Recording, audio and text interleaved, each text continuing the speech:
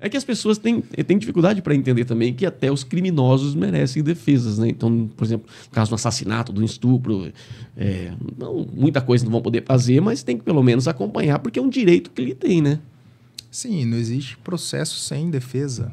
Esse processo seria nulo. Então, a pena, para que seja aplicada de uma forma justa, essa pessoa tem que ter tido o direito de defesa. E só uma ressalva, o advogado criminalista não está compactuando com o ato criminoso, não está defendendo o criminoso em si. Quando está defendendo o direito dessa pessoa, né? Sim.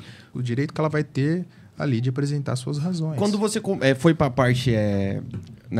Quando você seguiu essa linha, você ficou com medo disso um pouco ou não? Tipo, de defender... O contrário, não? Não, eu nunca tive... Nunca? Não, eu nunca tive esse problema. Acho que, de repente, por já ter tido uma experiência prática, né, na fase do estágio, eu pude estar no escritório onde, na prática ali, eu comecei a lidar com essas questões. E quando a gente está dentro desse universo, a gente observa que eu pude ir um pouco além do estereótipo que às vezes o advogado criminalista tem da sociedade, né?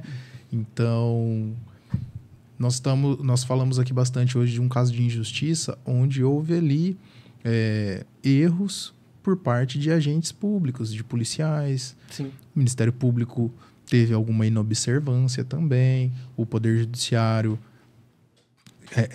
corroborou com alguns desses erros, né? Não observou corretamente também.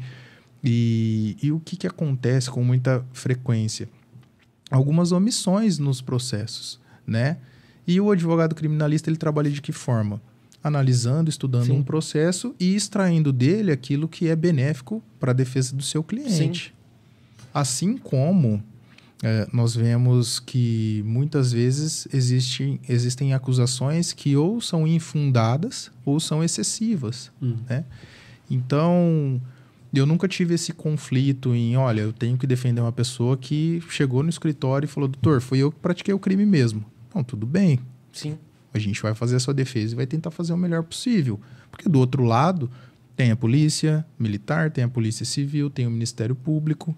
São órgãos estatais que têm um poder enorme, que têm acesso a todo o sistema e a mão do Estado ela é pesada. Muito. Então, vamos buscar para você uma defesa melhor possível. Se no final nós não conseguimos o resultado, a condenação... Vamos amenizar a sua a condenação pena. Ela vai ser justa porque o trabalho foi bem feito. Sim. Se você for condenado é porque tinha provas, né? Presume-se, né?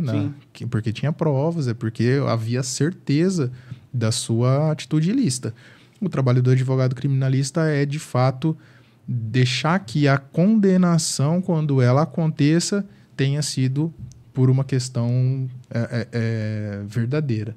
Para isso, a gente tem as instâncias, né? Às vezes tem na primeira instância, você recorre para a segunda ou até para Brasília, STJ, STF. Pode crer. É porque também tem, só para comparar entre tipo doloso, culposo, então tipo assim, existem penas diferentes para casa agravante do crime em si, né?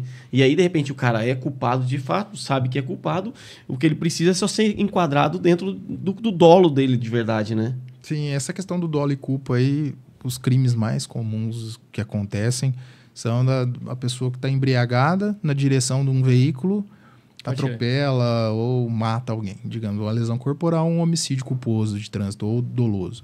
O que vai fazer com que a autoridade judiciária reconheça da conduta desse agente? Se foi com dolo, ou seja, com a intenção, ou se foi com culpa, com negligência, com descuido. Pode crer. Depende da interpretação. A lei ela não é clara nesse sentido. Não é automático. A pessoa está embriagada, automaticamente ela estava em dolo eventual.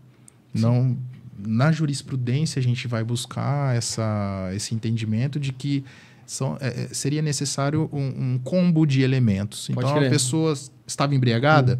Além disso, ela passou sinal vermelho, ela estava em alta velocidade, estava usando o celular. A vítima estava errada.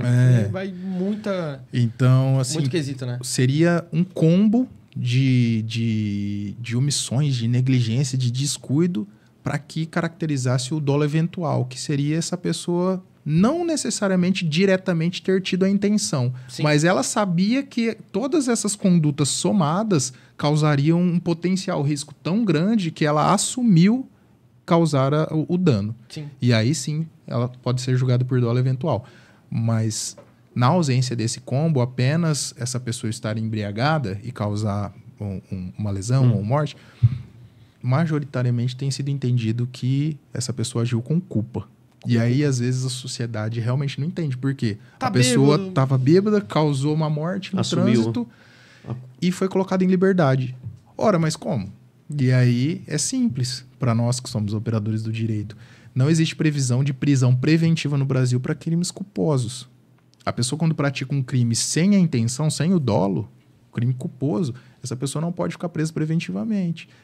Até ser julgado. Até para ser julgado, né? Caramba, velho. É, Não várias pode. vertentes. E aí a conduta, o resultado da conduta é muito grave. Às vezes teve morte e tudo mais. A sociedade realmente não consegue compreender isso.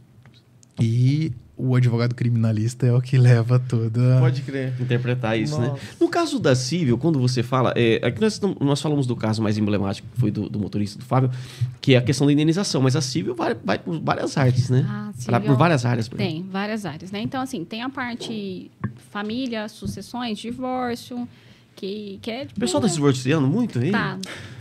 Sério? Eu achei que os casamentos hoje estavam durando 20, 30 anos. Não, continue me contrato, Depois brincadeira. depois que criaram o Tinder, rapaz, esse negócio tá dando muito mais certo casamento. Não. Então assim, tem a parte dentro da civil e divórcio, tem a parte contratual e tem a parte de seguros. Por exemplo, eu não tenho tanta expertise em seguros. Então, aí eu tenho minha parceira, a Naile, que faz a parte de seguros. Pode crer. Né? Que são vários ramos. E a gente também entra para a vertente que tem pessoas que atuam somente em defesa das mulheres, escritórios que têm só atuações para divórcios com mulheres, porque aí tem a questão da violência doméstica. Então, ainda que seja uma parte de violência, tem que se ter ali um trabalho mais específico, né? Então, a civil tem uma vasta... É muito grande.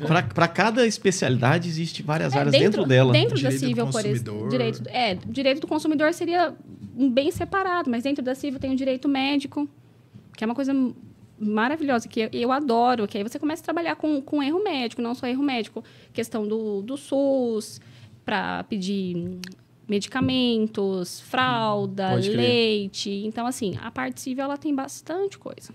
E também existem vários direitos que a gente tem que nós não sabemos também, que não buscamos e tal, né? Às vezes as pessoas, por não acreditar, às vezes, na justiça, deixa pra lá Deixa e faz, pra lá, faz a parte dela do jeito que ela pode e tal. E às vezes tem tanto direito, né? O próprio questão do previdenciário mesmo, né? Tem pessoas que às vezes tá até perto já de aposentar e tá achando que não, quer trabalhar mais um pouco e tal. Previdenciário, assim, eu admiro os meus colegas previdenciaristas, porque é um negócio, assim, que mudou um negocinho, já muda tudo. Muda tudo. E tem, Muito cansativo. antigamente, tinha fator previdenciário. Eu não consigo atuar no previdenciário, porque, além disso, você tem que ter o feeling, um jeitinho, porque tem muitas pessoas que estão lá, que estão na fase de aposentadoria, então, pessoal mais idosa. Então, eu admiro demais o pessoal do Tem que previdenciário. ser imediato, né? Imediato, você fica ali você fica esperando, aí tem que fazer um requerimento administrativo, não dá certo. Então, previdenciário é uma parte legal, mas que eu deixo para meus colegas. Eu não...